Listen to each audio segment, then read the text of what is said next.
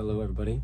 So today the second episode of Miss Marvel came out, and I gotta say I'm loving it. I told y'all in the last review that this is really just kind of my jam. I do feel like this is a Marvel show and a Marvel project that is going to get overlooked because it is about like a young teen girl, and she's not like, I think she's a popular character comic wise, but I don't know how much of just the general audience know her, because honestly I don't know much about her.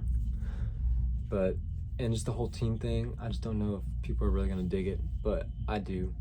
And I'm a big fan of the show on Netflix, Never Have I Ever.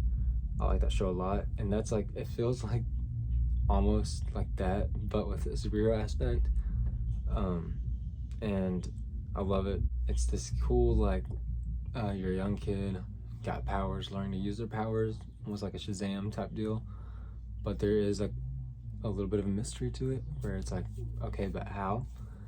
And it's just very intriguing. So this episode is called Crushed, and Kamala, they go to a party. The famous girl in school is throwing a party, and there she meets a guy, a senior, that she falls in. I don't know how old she is. I don't know if they've said. I'm gonna guess either like sophomore or junior. I don't think she's a freshman, because there's a scene where she comes into school like high-fiving everybody, and I don't feel like that's something a freshman gets to do. She sees this guy, she instantly has a crush on him. The police show up to the party. He has a car, they jump in the car, and they both have the same type of music. They both listen to the same type of music, so they just kind of click. And Bruno's not really having it, poor Bruno, but we don't talk about him. But the majority of the show is, I feel like, her really trying to learn her powers. She's figuring out how she can use them as steps. She's trying to learn how to make them solid so she doesn't just fall through them. And you can see her, she can like kind of throw them like discs, her little crystal things. But we get to see a whole lot more of her culture, her religion, which is neat just because I'm not Muslim, so I don't know like a whole lot. That's something like, I haven't really studied other religions and denominations and all of that type of stuff.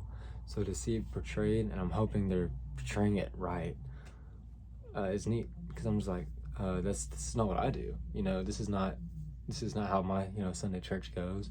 So I'm just like, I'm watching it. And I'm like, oh, so that's how they do things. It's educational as well. Just learning how the Muslim faith does their things. And they even have like this, I can't think of the name. It's almost like a festival, it looks like. It started with an E, but there's a lot going on there. And now her friend is running for a board at their, I don't know if church is the right word. I can't think. See, it's like, I'm just not even familiar with all those things. But she's running for a board because she wants to change some things. Someone ends up in danger at this event, and she has to put on the costume and save the person.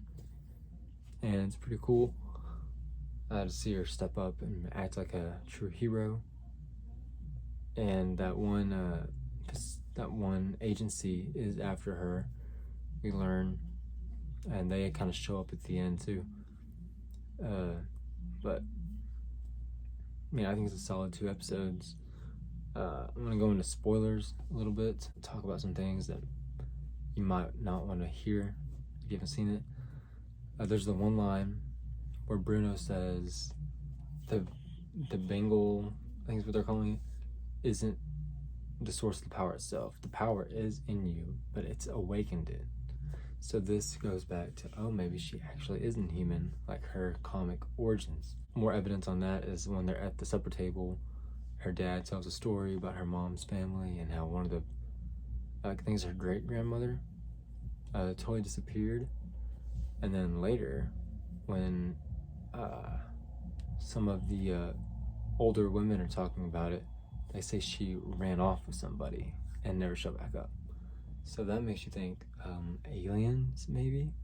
Maybe she ran off into space and hooked up with an alien, and that's how Inhuman her inhuman powers have come to be. I don't know, to be honest. I feel like there was something else. Oh yeah, the lady. She kept seeing the visions, which I think has to do with her ancestry. And then the lady who showed up in the dude's car at the end, which was, he said it was his mom. But, so they might actually be related if this lady's kin to her. I couldn't tell if that was the same lady that was in the visions. I guess I need to watch the episode again. The one about Ant-Man, they said something about him not aging, which is hilarious because Paul Rudd is known for not aging, kind of like Tom Cruise. That was another joke I caught. So, if there's something else I missed, let me know in the comment section below. Leave a like, subscribe, tell me how you're enjoying the show so far, and I'll see you next time.